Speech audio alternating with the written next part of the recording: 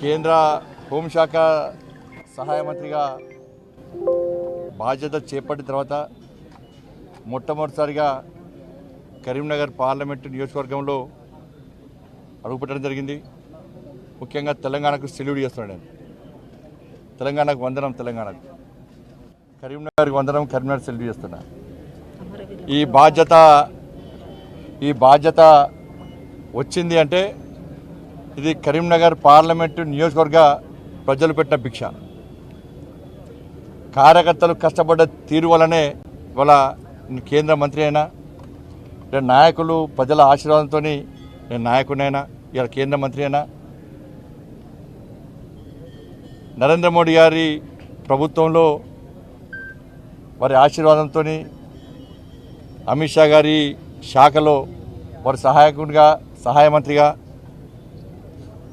బాధ్యతలు తీసుకున్నటువంటి నిర్వహించే అవకాశం మా జాతీయ అధ్యక్షులు జేపీ నడ్డా గారు ఇవ్వడం, మా జాతీయ నాయకత్వం ఇవ్వడం నిజంగా చాలా సంతోషం.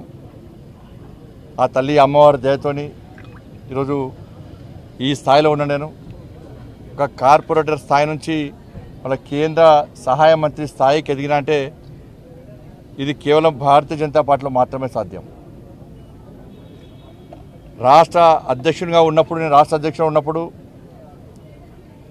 ఈ తెలంగాణ రాష్ట్రంలో బీఆర్ఎస్ పార్టీ ప్రభుత్వం భారతీయ జనతా పార్టీ కార్యకర్తల మీద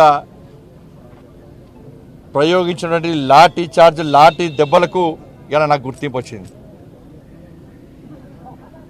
తెలంగాణ రాష్ట్రంలో బీఆర్ఎస్ పార్టీ మూర్ఖత్వ పాలనకు వ్యతిరేకంగా నా కార్యకర్తలు జైలుకు పోయిన సందర్భంలో దాని షీట్స్, కమ్యూనల్ షీట్లు, గృహ నిర్బంధాలు చేసిన సందర్భంలో కార్యకర్తల వల్ల నాకు ఇలా గుర్తింపు వచ్చింది.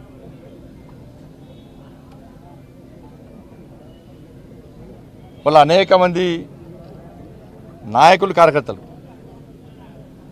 ఇలా ప్రజా సంగ్రామ యాత్ర చేపడుతుంటే దాదాపు 150 రోజుల పాటు వాళ్ళ కుటుంబాలకు దూరమై వాళ్ళ సొంత పనులు పక్కబెట్టి మోడీ గారి యొక్క ఆశీర్వాదంతో, మా జేపీ నడ్డా గారి యొక్క ఆదేశం మేరకు మేము తెలంగాణ రాష్ట్రంలో నిర్వహించిన ప్రజా సంగ్రామ యాత్రలో నా అడుగులో అడిగేసి ఇవాళ నాకు చేదోడుగు వాదోడుగున్నటువంటి ప్రజా సంగ్రామ యాత్రలో పాల్గొన్నటువంటి కార్యకర్తల యొక్క కష్టమే వాటి వల్లనే నాకు ఈరోజు ఈ బాధ్యత, ఈ గుర్తింపు వచ్చింది.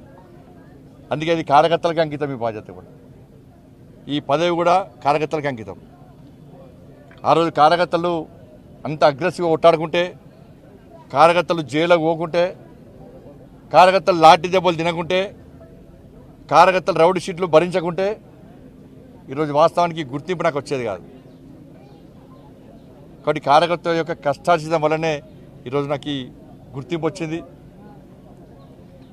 కాబట్టి ఈ బాధ్యతను ఏదో పదవులు అనుభవించడానికో, డబ్బులు సంపాదించుకోవడానికో, అక్రమంగా సంపాదించుకోవడానికో కాదు, దేశ రక్షణ కోసం, ధర్మ రక్షణ కోసం, సమాజ సంఘటితం కోసం, ఏ తెలంగాణ రాష్ట్ర ఏర్పాటు సమయంలో అసూలు బాసినటువంటి ఆ అమరవీరుల త్యాగాలను స్మరించుకుంటూ, ఆ ఉద్యమకారుల స్ఫూర్తిగా తీసుకుంటూ తెలంగాణ రాష్ట్రానికి నిధులు తీసుకురావడం, నన్ను కష్టపడి అంత భారీ మెజార్టీతో గెలిపించడం, ఇది కరీంనగర్ నియోజకవర్గ ప్రజల యొక్క విశ్వాసాన్ని వమ్మియకుండా రాజకీయాలకు అతీతంగా కరీంనగర్ పార్లమెంటు నియోజకవర్గానికి నిధులు తీసుకురావడానికే, ఈ కరీంనగర్ పార్లమెంటు నియోజకవర్గాన్ని అభివృద్ధి చేయడానికే ఈ కేంద్ర మంత్రి బాధ్యతను వినియోగిస్తా తప్ప వేరే రకంగా దీన్ని దుర్వినియోగం చేసే ప్రసక్తి లేదు.